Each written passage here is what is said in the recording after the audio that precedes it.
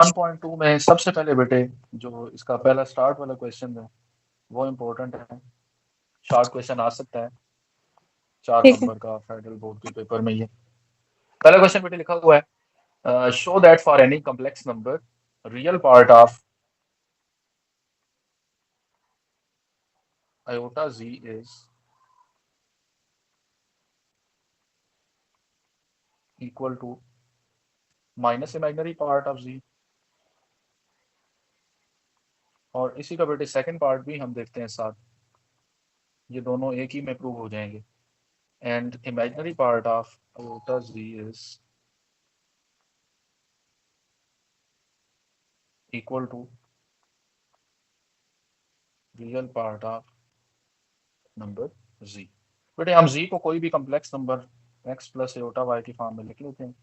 Late z is equal to some number x plus iota y। तो यहाँ से बेटे अगर हम आयोटा z फाइंड करें, आयोटा z क्या हो जाएगा, iota times x plus iota y। तो iota x plus iota square y बनेगा। That gives us iota z equal to iota x minus y। आवाज आ रही है बेटे हेमंत? जी सर, आ रही है। ओके। अच्छा बेटे अब इसको रीअरेंज करता हूँ मैं रियल और इमेजिनरी पार्ट्स में। ये इसका रियल पार्ट हो गया और ये हो गया इसका imaginary part iota x। Now what we have ठीक। To do is you just have to find the real part of iota z and imaginary part of iota z. Now real part of iota z will be negative y,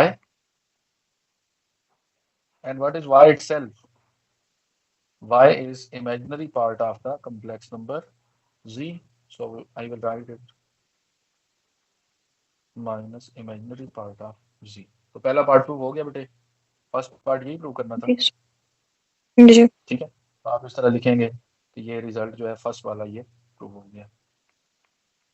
अब second result बेटे क्या prove करना था हमें कि imaginary part of जी लें, तो इसी तरह आप लिखिए no imaginary part of iota times Z becomes, क्या बनता है बेटे इसका इमेजिनरी पार्ट एक्स आता है, तो हम क्या लिखेंगे एक्स। और एक्स किसके इक्वल है बेटे, रियल पार्ट ऑफ जी है ना। जी। तो ये बेटे रिजल्ट हमारा फॉलो हो गया रियल और इमेजिनरी पार्ट से रिलेवेंट। ठीक है, अब इसका बेटे देखिए आप क्वेश्चन नंबर 2। जी सर। अब बेटे जो कम्प्लेक्स नंबर्स है ना, इसमें इस सेट के अंदर जितने भी एलिमेंट्स आते हैं उनमें अंडर एडिशन और जी। अंडर मल्टीप्लिकेशन कुछ प्रॉपर्टीज हैं जो फॉलो करती हैं हमेशा। वो प्रॉपर्टीज बेटे डिफरेंट हैं। उसमें एक एसोसिएटिव लॉ होती है जो हमें ज्यादा यहाँ पे यूज करना है। एसोसिएटिव प्रॉपर्टी या कम्यूटेटिव प्रॉपर्टी क्या होती है पहले हम ये देख लेते हैं। एसोसिएटिव प्रॉपर्टी या कम्यूटेटिव प्रॉपर्टी नेक्स्ट एक और हमें वो भी बात करनी है उसकी भी। तो बेटे एसोसिएटिव प्रॉपर्टी जब भी लिखी जाती है, अगर प्रोडक्ट की फॉर्म में लिख रहे हैं हम, तो बेटी होती है ए इंटू बी सी। अगर लिखा हो तो आप इसको इंटरचेंज करके ए बी इंटू सी लिख सकते हैं। और कम्यूटेटिव लॉ बेटे क्या होता है, a plus b is equal to b plus a. हाँ, और प्रोडक्ट में क्या हो जाएगी बेटे, a b is equal to b a. A b is equal to b. ये हम दोनों यहाँ पे यूज कर रहे होंगे क्योंकि इस क्वेश्चन को वो कह रहा है कि using algebraic properties of complex numbers we have to prove.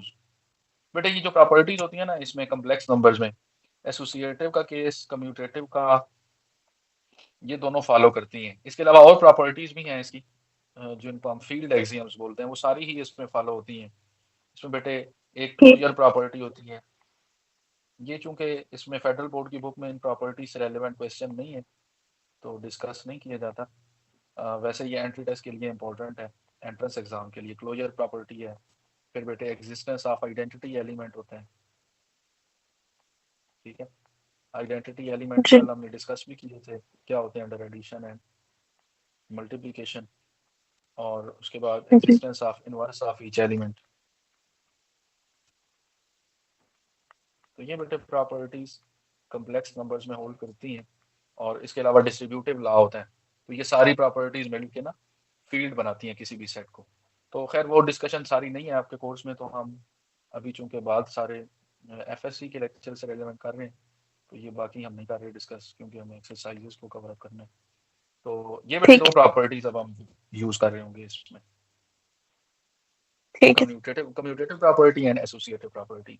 अब जरा देखिएगा वैल्यू क्या लिखी हुई है।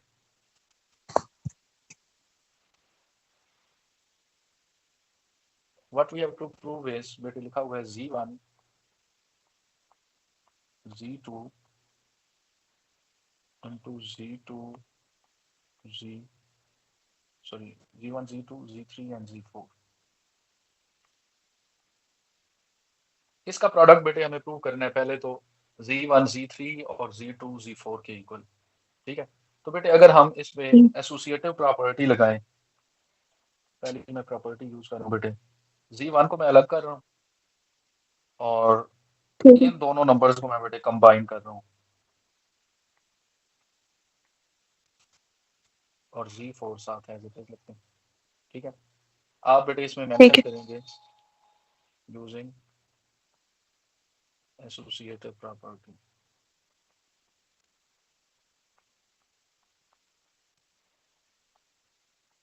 ठीक है, इसके बाद बेटे जी सर। और ये अपना प्रॉपर्टी मल्टीप्लिकेशन की है, ये भी आपने लिख लेना है, एसोसिएटिव लॉ ऑफ ठीक है, मल्टीप्लिकेशन।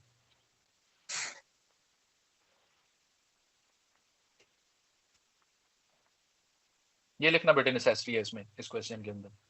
अब देखिए बेटे, ठीक है। नेक्स्ट जो हमने वैल्यू बनानी है उसमें z1 के साथ z3 आ रहा है, ऐसे ही है ना।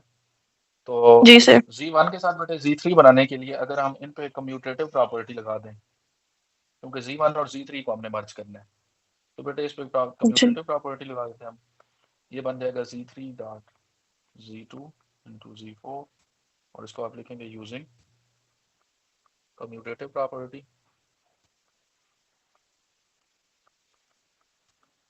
इसके बाद बेटे क्या करेंगे हम, अगेन एसोसिएटिव प्रॉपर्टी लगाएंगे, क्योंकि हमें मर्ज करना है z1 z2 के, z1 और z3 को।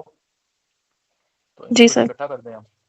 अगर इसके साथ हम लिखें z1 के साथ z3 और साथ z2 लिख लूँ मैं, और ये z4, तो इनको बेटे इस तरह ब्रैकेट्स में हम लिख सकते हैं। इधर आप मेंशन कर देंगे दोबारा से यूजिंग एसोसिएटिव प्रॉपर्टी।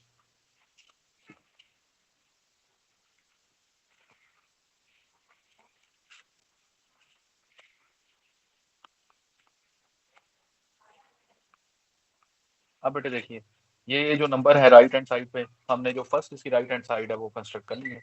अब इसी तरह आप जी इसको सर। प्रॉपर्टीज को यूज करके बेटे दोबारा से जो इसकी नेक्स्ट वैल्यू लिखी हुई है z3 into z1 z2 dot z4, ये भी बना लेंगे इसी को यूज करने। ठीक।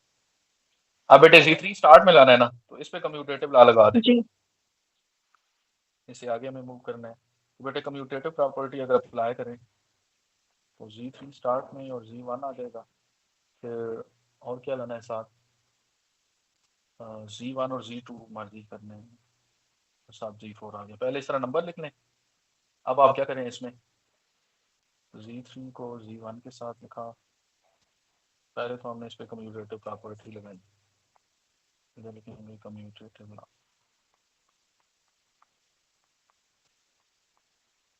इसके बाद क्या करना है बेटे, अगेन एसोसिएटिव लॉ लगा दें। जी सर। तो z3 पहले लिखने बेटे, और z1 साथ z2 लिखी और z4, तो ये फिर कौन सी प्रॉपर्टी लगाई हमने, एसोसिएटेड। एसोसिएटिव।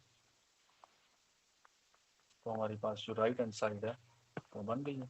आप लिखेंगे equal to right hand side. Sir. ठीक है, तो ये बेटे इसका जी सिंपल सर। सा क्वेश्चन था। ये इसका क्वेश्चन नंबर था 2। अब बेटे इससे ज्यादा इंपॉर्टेंट है, ये इतना इंपॉर्टेंट क्वेश्चन नहीं है लेकिन मैंने करवा दिया आपको। इंपॉर्टेंट क्वेश्चन है इसका जो क्वेश्चन नंबर 3 दिया हुआ है। ये बेटे प्रूफ्स आ सकते हैं क्वेश्चन के अंदर कि आपको सॉल्व करना पड़े इन प्रूफ्स को। देखिए जरा, वो कह रहा है कि z is real if and only if. अच्छा बेटे, मैथ्स में ना 2 तरह की स्टेटमेंट्स आती हैं जब भी आप कोई प्रूफ्स कर रहे होते हैं। तो एक बेटे आती है स्टेटमेंट के उसमें आई एफ सिंगल एफ के साथ लिखा होता है, ठीक है, इफ, और एक होता है आई डबल एफ के साथ। इन स्टेटमेंट्स का डिफरेंस क्या है? एक होती है बेटे प्रूफ्स में इफ स्टेटमेंट,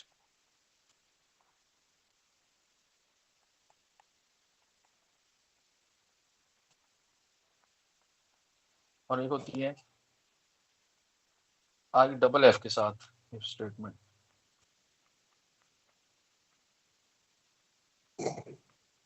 इनमें बेटे क्या डिफरेंस है? इसमें डिफरेंस ये होता है कि अगर आई इफ के साथ है ना बेटे, तो ये सिंगल साइडेड स्टेटमेंट होती है। आपको जो रिजल्ट बेटे, जो डाटा गिवन है उसको यूज करेंगे गिवन डाटा को, और उससे रिजल्ट डेड्यूस करेंगे, ठीक है। लेकिन जब बेटे आई डबल एफ के साथ ये स्टेटमेंट आती है, इसको पढ़ा जाता है इफ एंड ओनली इफ।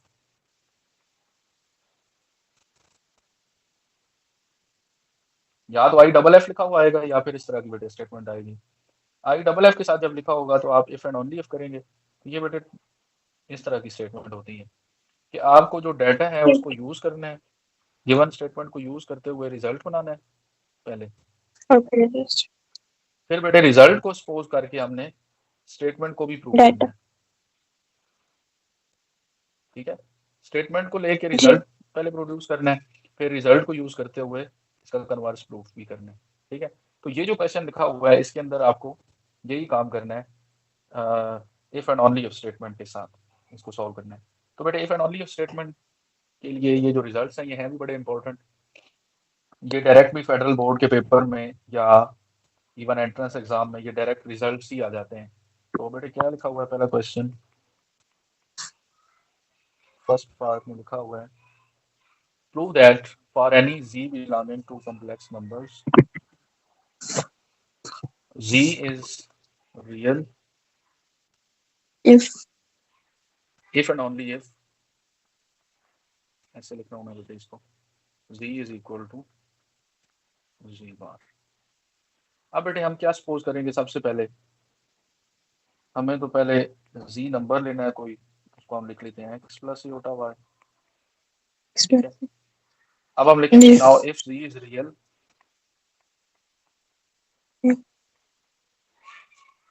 अगर बेटे ये रियल है तो फिर इसका इमेजिनरी पार्ट जीरो हो जाएगा, जीरो जी सर सही है।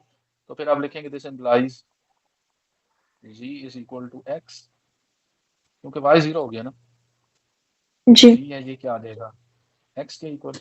अब बेटे अगर इसका कॉन्जुगेट लें, आपने ये देखना है कि हमें प्रूव क्या एक्स करना है, z इक्वल टू z बार, तो कॉन्जुगेट लेंगे, रियल नंबर का कॉन्जुगेट नंबर इटसेल्फ होता है, तो बेटे ये z एक्स इक्वल टू क्या आ गया z बार, थ्री कॉन्जुगेट ठीक है।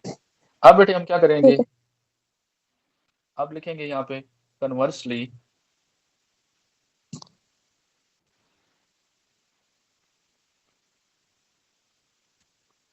we suppose that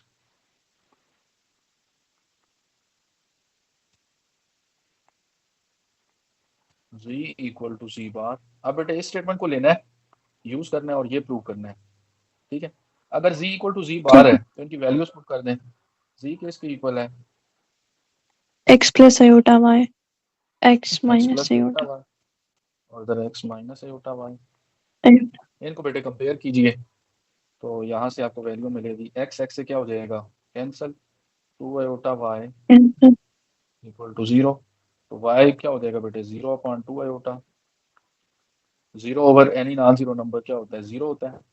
यहाँ जीरो से बेटे y अगर जीरो है तो z क्या हो गया x आ गया ना, इसमें अगर हम y को जीरो पुट करें तो z x आ जाएगा, और आप लिखेंगे that is this implies z is a real number, ठीक है ठीक है बेटे। तो जी एमसीक्यूज में ये इस तरह से भी आ जाता है कि क्वेश्चन इसका इस तरह से आ सकता है,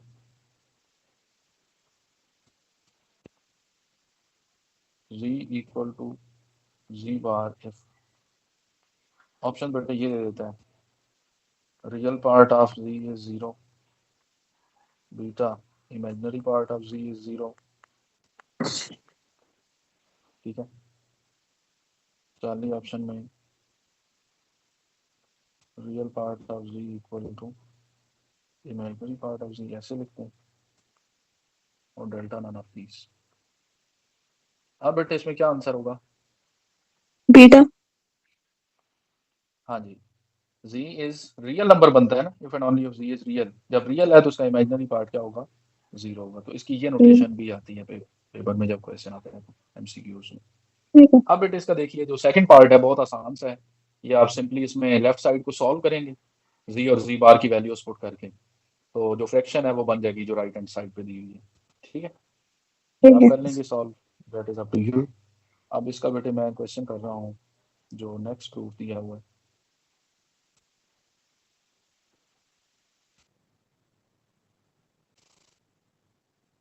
पढ़िएगा स्टेटमेंट क्या है। Z is either real or imaginary if and only if हाँ जी, bar whole square is equal to Z square.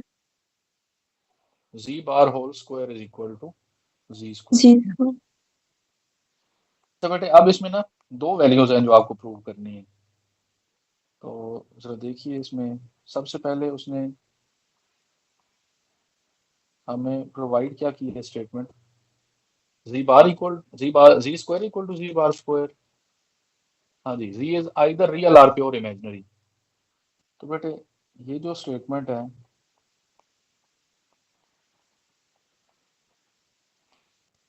Either are का केस है ना, either real or pure imaginary.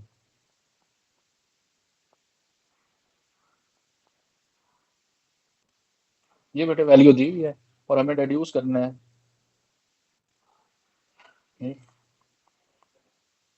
Ji square is equal to z bar square. तो बेटा इसके लिए simply आप सबसे पहले तो लेट करें कि जी क्या है, कोई नंबर है in the form of x plus iota Y.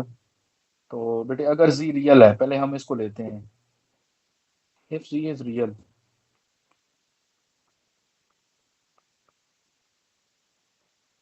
अगर बेटे रियल है तो इसका इमेजिनरी पार्ट क्या हो जाएगा?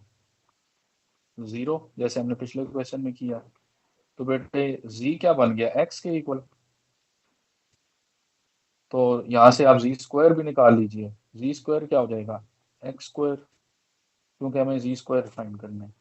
और जी बार क्या हो जाएगा? ये भी एक्स, और इसकी वैल्यू भी क्या हो जाएगी? जी बार स्क्वायर की वैल्यू भी एक्स स्क्वायर। X तो square. आप लिखेंगे hence the result become z square equal to z bar. ये तो बेटे हमने प्रूव किया किसके लिए कि when z is real. Now if z is Imaginary. Imaginary, pure imaginary. अब बेटे लिखेंगे now if z is pure imaginary. बेटे प्योर इमेजिनरी नंबर कौन सा होता है? जिसका रियल जिसका part real part zero zero. Zero. तो रियल पार्ट क्या है? एक्स। तो आप लिखेंगे this implies z. X should be zero. अगर बेटे एक्स जीरो है तो जी क्या बन जाएगा? Iota y. जी। यही बनेगा ना। यहाँ से बेटे आप अगर जी जी सर। स्क्वायर लें तो क्या बनेगा? माइनस वाई स्क्वायर आएगा, अयोटा स्क्वायर हो जाएगा ना। जी। जी सर। मान। आप लिखेंगे also we have z bar equal to, z bar क्या बनेगा? Minus iota y. इसका बेटे स्क्वायर लीजिए, जी। क्या हो जाएगा? ये भी तो वही बनेगा, माइनस वाई स्क्वायर। तो रिजल्ट क्या आ जाएगा? Z square is equal to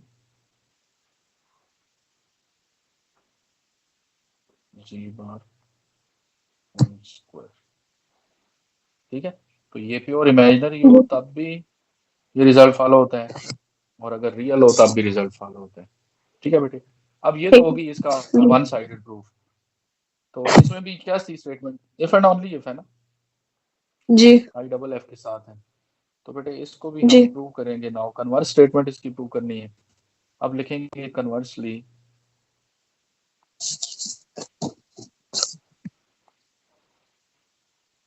we suppose if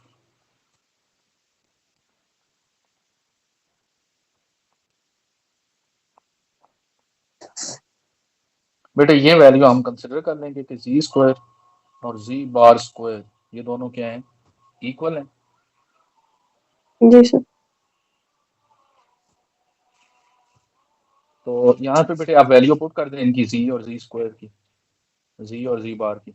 तो वैल्यूज पुट करने से क्या बनेगी value, x plus iota y का होल स्क्वायर, होल इधर क्या है x minus x iota y का होल माइनस स्क्वायर।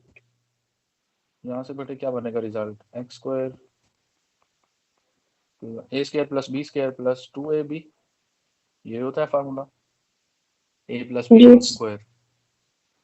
और राइट साइड क्या बनेगी, a square plus b square और माइनस 2ab। टू अब बेटे जो सिमिलर वैल्यूज हैं विद सेम साइन उनको कैंसिल कर दीजिए। ये -2xy राइट साइड पे लेके आएंगे तो क्या हो जाएगा plus, so this becomes 4 iota xy तो भी 0। यहाँ से एक और रिजल्ट बनेगा कि एक्स वाई क्या हो जाएगा 0/4 iota। तो बेटे एक्स वाई क्या हो गया, जीरो। एक्स वाई का प्रोडक्ट 0। अब आप लिखते हैं कि जब भी दो फैक्टर्स का प्रोडक्ट 0 हो तो आप लिखते हैं now either x is equal to 0 और y इक्वल टू 0। बेटे अगर x 0 जीरो। होगा तो z क्या बन जाएगा, आयोटा y। और अगर y 0 होगा तो z क्या बन जाएगा, x बन जाएगा। जी। इस केस में क्या बनेगा, प्योर इमेजिनरी,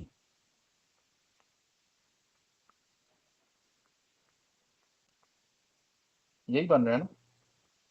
जी सर। और सेकंड केस में बेटे क्या बन रहा है, दिस इंप्लाइज आप लिखेंगे आर जी इज रियल। तो बेटे रिजल्ट फॉलो हो गया कि अगर ये वैल्यू हम कंसिडर करें तो फिर क्या आएगा, then either z is pure imaginary or z is real. इस तरह से बेटे इसका रिजल्ट रिड्यूस करेंगे, ठीक है। ठीक। जी सर। ये तो हो गया बेटे इसका question number 2, sorry three. Question number 3। अब बेटे आप इसका क्वेश्चन नंबर 4 देखिए, हमने मॉड की प्रॉपर्टी अभी डिस्कस की थी तो उसी को हम दोबारा से जरा देखते हैं। अब बेटे यहाँ पे जो क्वेश्चन नंबर 4 दिया हुआ है बड़ा आसान सा है। क्वेश्चन नंबर 4 देखिए जरा इसकी वैल्यू,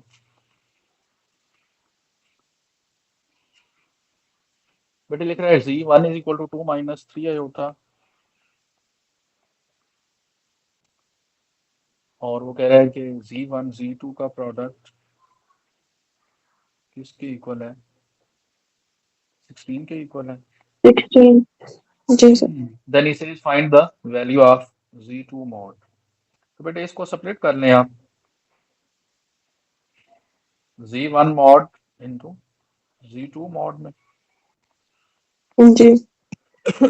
इक्वल किसके आ गया 16 के। अब यहाँ से आप देखिए अगर हम z2 मॉड निकालें इसमें से तो 16 ओवर z1 मॉड आ जाएगा। तो z1 की वैल्यू पुट कर दें 2 माइनस 3 आयोटा का मॉड, तो क्या बन जाएगा बेटे 16 ओवर 2 का स्क्वायर 4 प्लस 3 माइनस 3 का स्क्वायर 9, तो ये बन जाएगा 16/√13। ठीक हो गया, तो यही बेटे जी सर। इसका आंसर बन जाएगा, सही है। जी सर।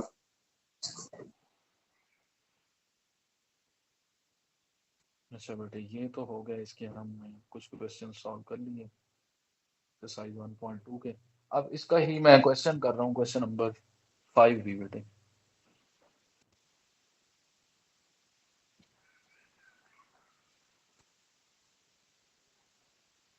क्वेश्चन नंबर 5 बेटे कैसे करेंगे फिर देखिएगा।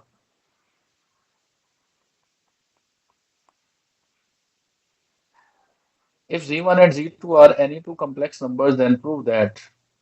तो बेटे प्रूव क्या करना है हमें, तो लिख रहा है z1 प्लस z2 का स्क्वायर, उसके मॉड का स्क्वायर माइनस क्या लिख रहा है z1 minus z2 mod whole square is equal to 4 times real part of z1 into real part of Z2 mod और साथ ही लिख रहे हैं plus 4 times imaginary part of Z1 into imaginary part of Z2. That is what we have to prove here.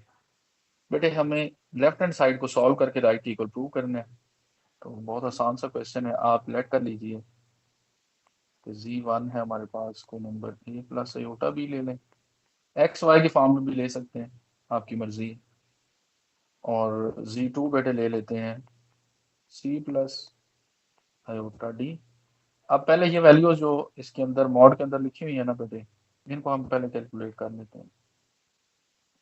तो देखिए जरा Z1 plus Z2 क्या बनेगा बेटे, रियल में रियल पार्ट ऐड होगा, जी sir. a plus c plus iota common ले लें और b प्लस क्या आएगा d। अब देखें इसमें Z1 माइनस Z2 अगर करें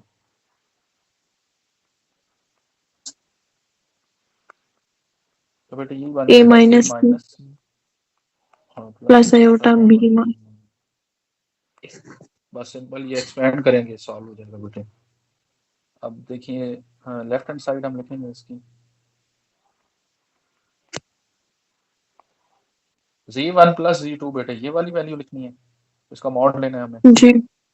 हम लिखेंगे a plus c plus iota into b plus d b plus 2 minus इसका स्क्वायर भी है, फिर a माइनस c